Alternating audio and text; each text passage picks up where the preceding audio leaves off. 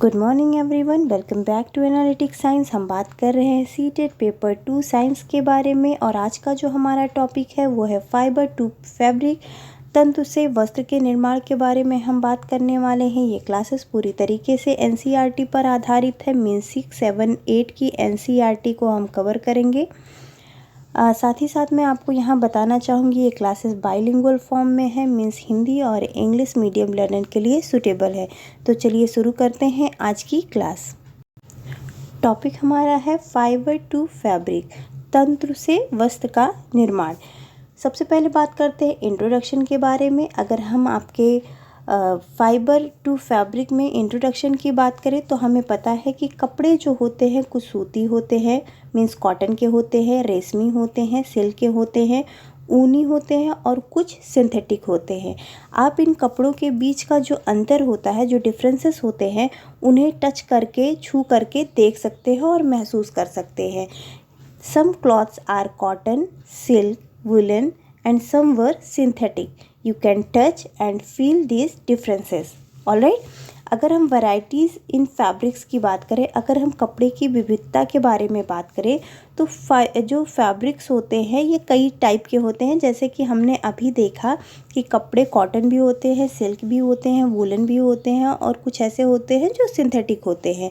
लेकिन जो कपड़ों की क्वालिटी होती है, जो डिफरेंट टाइप के हमें कपड़े दिखाई दे रहे हैं, जो फैब्रिक्स की जो क्वालिटी होती है वो किस पे डिपेंड करती है? उस फाइबर पे डिपेंड करती है जो यूज हुआ है। किस पे? उस ये फैब्रिक ना हो के फाइबर है, फाइबर टिप पे डिपेंड करता है जिससे वो बना हुआ है। तो फैब्रिक कई प्रकार के होते हैं और वस्त्र की जो गुणवत्ता होती है वो उसके फाइबर पे, मीन्स तंतु पर निर्भर करती है जिसका उपयोग उसे बनाने में किया गया है। चलिए अब बात करते हैं फाइबर के बारे में। फाइबर क्या होता है? Fabrics are made up of yarn and yarn are further made up of fibers. Then the thin strap of thread we see are made up of still thinner strand is called fibers. कपड़े mostly किसके बने होते हैं? कपड़े mostly बने होते हैं सूत के। ठीक है, कपड़े सूत से बने होते हैं और ये जो सूत होता है ये रेशों से बनता है। ठीक है, धागों के पतले धागे जो हम देखते हैं उसे ही हम क्या कहते हैं? फाइबर कहते हैं। इसका मतलब ये होता है कि जो सबसे पहले तो आप ये जान लीजिए कि फाइबर्स किससे बने हैं? यार्न से। ठीक है, धागों से। ठीक है, फाइबर किससे बने हैं? फैब्रिक्स किससे बने हैं? कपड़े किससे बने हुए हैं? यार्न से। Fabrics are made up of yarn. Yarn क्या होता है? ये आपके होते हैं धागे। ये क्या होते हैं? धागे। ठीक है, यार्न क्या होते हैं? धागे होते हैं। और उसके बाद यार्न जो है वो किससे बना हुआ है? फाइबर से। ठीक है, पहले क्या है? फाइबर, फिर क्या है? यार्न, और यार्न से क्या बना है? कपड़े, मीन्स की फैब्रिक्स। जो थिन स्ट्रैप्स होते हैं थ्रेड के, उससे जो थिनर फॉर्म का स्टैंड होता है उसी को हम कहते हैं फाइबर। इसका मतलब ये है कि अगर हम किसी धागे को, जैसे अगर आप एनसीईआरटी देखेंगे तो उसमें एक एग्जांपल भी दिया हुआ है कि जब हम किसी निडल में, किसी सुई में धागे को डालते हैं तो कभी कभी क्या होता है कि उसमें से 2-3 हमें क्या होते हैं? रेसे दिखाई देते हैं, धागे दिखाई देते हैं। तो धागा क्या है? आपका यार्न है। ठीक है, और वो जो थिन स्टैंड मेन यार्न से अलग हुआ है वही क्या है? आपका फाइबर। ठीक है, तो कपड़े सूत से बनते हैं, मतलब फाइबर्स जो है वो किससे बनते हैं? यार्न से बनते हैं। और यार्न किससे बनता है? धागों से बनता है। ठीक है, तो जो यार्न का थिनर फॉर्म होता है उसी को हम कहते हैं फाइबर। नेक्स्ट पॉइंट की तरफ हम मूव करते हैं। देखिए यहाँ पर मैंने एक सीक्वेंस लिखा है। ये सीक्वेंस एनसीईआरटी में डायरेक्ट पूछ लिया जाता है, तो इस सीक्वेंस पे भी थोड़ा सा आप नज़र डालेंगे।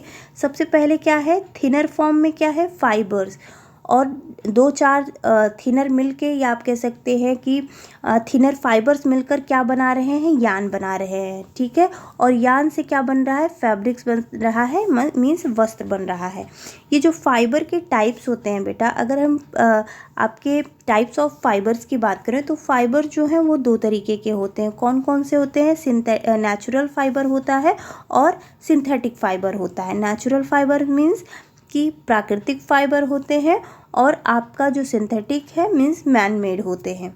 ठीक है, चलिए देखते हैं कि नेचुरल फाइबर किसे कहते हैं। ठीक है, नेचुरल फाइबर किसे कहते हैं, प्राकृतिक फाइबर्स क्या होते हैं। Fibers obtained from animals and plants are called natural fibers like woolen, silk, cotton, etc. Means जानवरों और पौधों से प्राप्त तंतु को मीन्स फाइबर को प्राकृतिक फाइबर कहा जाता है, जैसे कि ऊनी, रेशम, कपास आदि। ठीक है, नेक्स्ट पॉइंट की तरफ अगर हम मूव करें तो नेक्स्ट पॉइंट क्या है, सिंथेटिक फाइबर, अप्राकृतिक तंतु। देखिए, fibres are also made from chemical substance, also made from chemical substance which are not obtained from natural sources. These are called synthetic fiber, जैसे पॉलिस्टर, नायलॉन, एक्रेलिक। ठीक है, fibre रासायनिक पदार्थों से भी बने होते हैं जो पौधों और जंतुओं के स्रोत से प्राप्त नहीं होते हैं, उन्हें सिंथेटिक फाइबर कहा जाता है। उदाहरण के लिए आप पॉलिस्टर, नायलॉन, एक्रेलिक ले सकते हैं।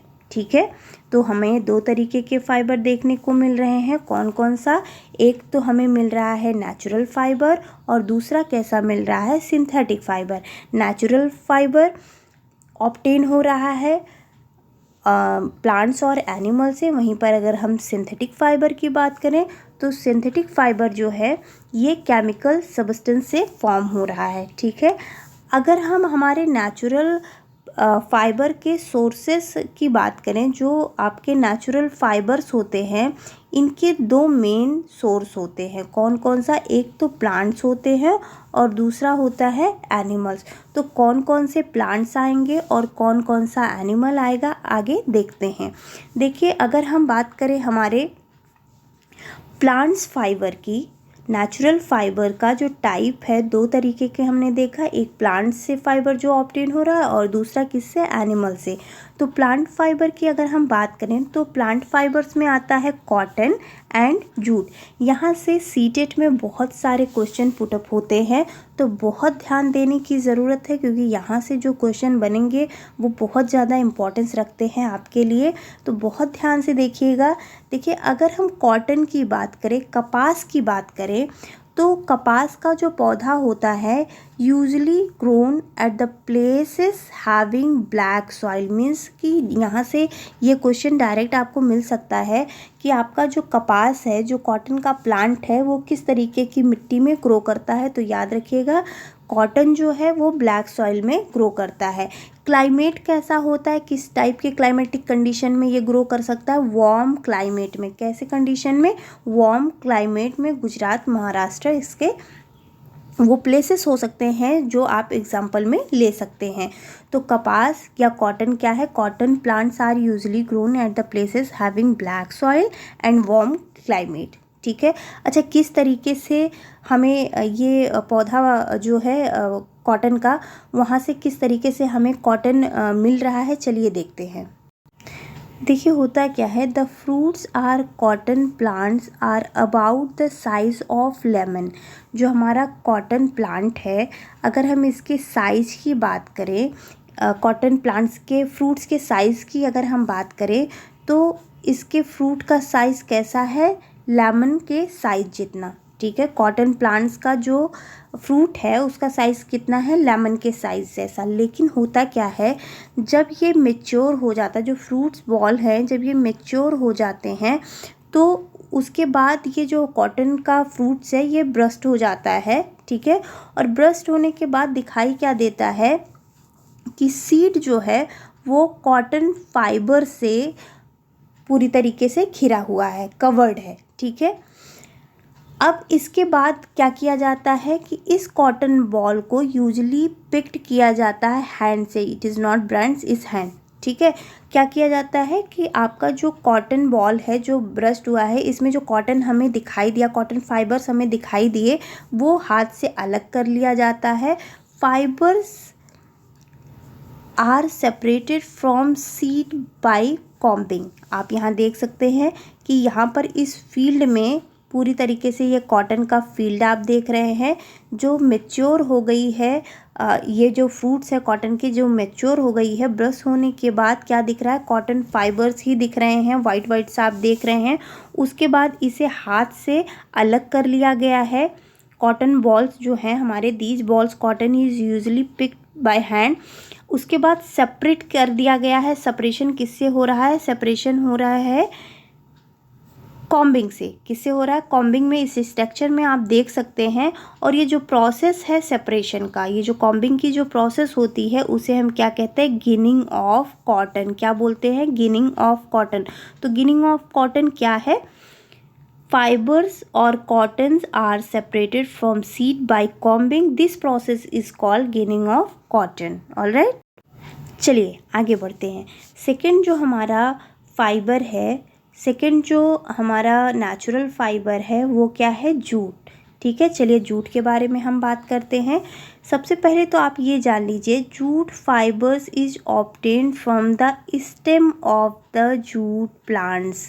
इम्पॉर्टेंट 1 मार्क्स का क्वेश्चन आपका यहीं से बन गया कि जो जूट फाइबर है ये कहाँ से हमें मिल रहा है, जूट प्लांट के स्टेम से। ठीक है, इस जूट प्लांट का कल्टीवेशन क्या हो रहा है, अनदर 1 मार्क्स। जूट जो प्लांट है उसका कल्टीवेशन कब हो रहा है, रेनी सीजन में। ठीक है, कब हो रहा है, रेनी सीजन में। और jute plants mainly grown in West Bengal, Bihar and Assam. ठीक है, कहाँ कहाँ पर हो रहा है, तो देखिए 3 नंबर के क्वेश्चन आपको यहीं से मिल जा रहा है। कौन कौन सा क्वेश्चन आपने देखा, सबसे पहले तो हम ये देखेंगे कि जूट फाइबर किससे ऑब्टेन हो रहा है। तो जूट फाइबर जो है stem of the jute plant, कहाँ से, stem of the jute plant. Cultivation कब हो रहा है, रेनी सीजन में हो रहा है। कहाँ पर ग्रो कर रहा है, मेनली वेस्ट बंगाल में, बिहार में और आसाम में। यहाँ आप देख सकते हैं जूट के रेशे जूट पौधे के तने से प्राप्त होता है। इसकी खेती बरसात के मौसम में की जाती है। भारत में जूट मुख्य रूप से पश्चिम बंगाल, असम और बिहार में उगाया जाता है। इसके अलावा कुछ और भी इम्पॉर्टेंट बिंदु हैं, कुछ इम्पॉर्टेंट पॉइंट्स हैं जो कि जूट से ही रिलेटेड है। चलिए देखते हैं। अगर हम जूट प्लांट की बात करें तो ये आप देख रहे हैं जूट का प्लांट, ये पौधा है किसका, आपके जूट का।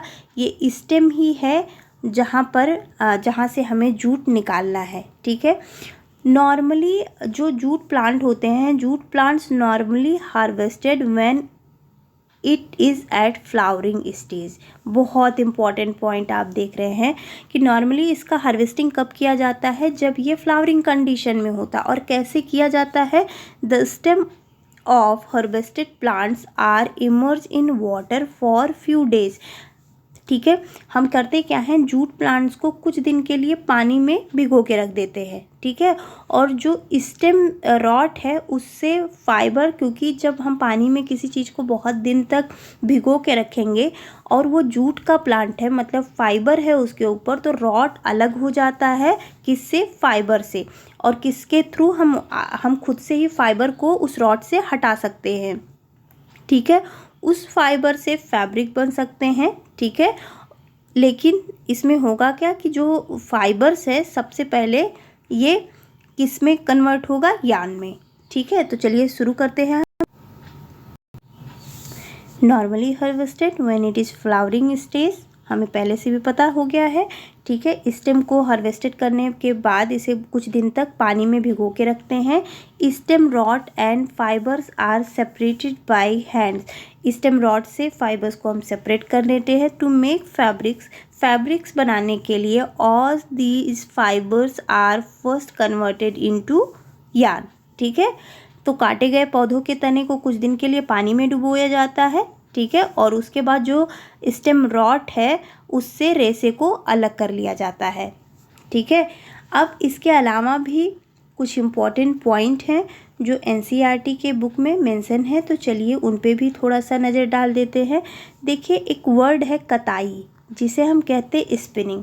The process of making yarn from fibres is called spinning. ठीक है, स्पिनिंग क्या होता है, कताई क्या होती है, जो यार्न बनाने की प्रक्रिया होती है किससे, फाइबर से, उसको हम कहते हैं स्पिनिंग। रेशों से सूत बनाने की प्रक्रिया कहलाती है कताई। मैं फिर से एक बार रिपीट करना चाहूँगी यहाँ पर, अगर स्पिनिंग या कताई की बात की जाए तो यहाँ पर आप समझ सकते हैं रेशों से जो फाइबर हैं उससे यान या सूत बनाने की जो प्रक्रिया होती है उसे कताई कहते हैं, या आप कह सकते हैं द प्रोसेस ऑफ मेकिंग यान from fibres is called spinning. ठीक है, इन दिस प्रोसेस, इस प्रोसेस में क्या हो रहा है कि fibre from a mass of cotton wool and drawn out and twisted. आप यहाँ देख सकते हैं कि यहाँ पर क्या बन रहा है, मेकिंग यार्न फ्रॉम कॉटन। तो इस प्रोसेस में जो फाइबर है, fibre from a mass of cotton, cotton के जो पूरा बॉल है उससे जो फाइबर है उसे हम निकाल ले रहे हैं, उसे ड्रॉन आउट कर रहे हैं, ट्विस्ट कर रहे हैं, then bring the fibres together to form a yarn. तो बहुत सारे जो फाइबर्स हैं उनको एक साथ करके हम क्या बना रहे हैं, यार्न या फिर सूत। इस प्रोसेस में, कताई के प्रोसेस में या जो स्पिनिंग की जो प्रोसेस होती है, इसमें कुछ डिवाइसेस का भी यूज किया जाता है। तो कौन कौन से डिवाइस हैं, यहाँ ये पॉइंट भी इम्पॉर्टेंट है, थोड़ा सा ध्यान देने की ज़रूरत है। डिवाइस यूज फॉर स्पिनिंग, ठीक है, कताई के लिए उपयुक्त उपकरण। तो एक तो तकली है और दूसरा क्या है, चरखा। ये दोनों ऐसे डिवाइस हैं जिनका उपयोग कताई के लिए या स्पिनिंग के लिए किया जाता है। ठीक है, नेक्स्ट टॉपिक की तरफ बढ़ते हैं। नेक्स्ट टॉपिक है हमारा यार्न टू फैब्रिक। फाइबर से यार्न बन गया, फाइबर से यार्न बनने के प्रोसेस को स्पिनिंग या कताई कहते हैं। नेक्स्ट जो प्रोसेस है वो है यार्न टू फैब्रिक। ठीक है, यार्न टू फैब्रिक मीन्स धागे से वस्त्र तक की बात हम करेंगे, वस्त्र के निर्माण की बात करेंगे। तो दो मेन प्रोसेस होती हैं। कौन कौन सी प्रोसेस होती है? Two main processes are weaving and knitting. दो मेन प्रोसेस होती है और यहाँ से एक बहुत ही कह सकते हैं आप कि इम्पॉर्टेंट क्वेश्चन बन रहा है वेविंग और निटिंग से रिलेटेड। चलिए देखते हैं वेविंग किसे कहते हैं। वेविंग क्या होता है? The process of arranging two set of yarn together. ठीक है, फैब्रिक बनाने के लिए जब दो सेट धागे का लिया जाता है, सूत का लिया जाता है और उससे जो फैब्रिक बनाया जा रहा है उसे हम कहते हैं वेबिंग। सूत के दो सेट को एक साथ व्यवस्थित करके जो कपड़ा या फैब्रिक बनाने की प्रक्रिया होती है उसे हम कहते हैं बुनाई। उसे हम क्या कहते हैं? बुनाई या फिर वेबिंग। मैं फिर से एक बार बताना चाहूँगी आप लोगों को कि जो हमारा सूत है, जो यार्न है, यार्न के दो सेट को एक साथ व्यवस्थित करके फैब्रिक बनाने की जो प्रक्रिया होती है उसे हम कहते हैं वेबिंग। आप कह सकते हैं the process of arranging two set of yarn together to make a fabric is called weaving. ठीक है, और निटिंग क्या होती है? A single yarn get pulled out continuously as the fabric get unravel. जैसे जैसे अगर आप देखेंगे कि जो निटिंग की प्रोसेस होती है इसमें क्या हो रहा है, सिंगल यार्न जो है वो पुल किया जा रहा है continuously, pulled out continuously as the fabric get unravel. तो इस प्रोसेस को हम कहते हैं क्या? निटिंग। इस प्रोसेस को क्या हम बोलते हैं? निटिंग। तो आज की क्लास में बस इतना ही। नेक्स्ट क्लास की अगर हम बात करें तो हम पार्ट 2 के बारे में बात करेंगे जो कि रिलेटेड होगा 7th क्लास की NCERT से। तो अगर आपको ये सेशन पसंद आया है, ये क्लास पसंद आई है तो सब्सक्राइब करना बिल्कुल ना भूलें। सब्सक्राइब, शेयर, लाइक का यूज ज़रूर करें जिससे हम आप तक बेहतर से बेहतर वीडियोस पहुंचाते रहें। तब तक के लिए आप अपना ख्याल रखिए, पढ़ते रहिए, तैयारी करते रहिए क्योंकि इस बार हमें 120+ का टारगेट रखना है सीटेट के लिए।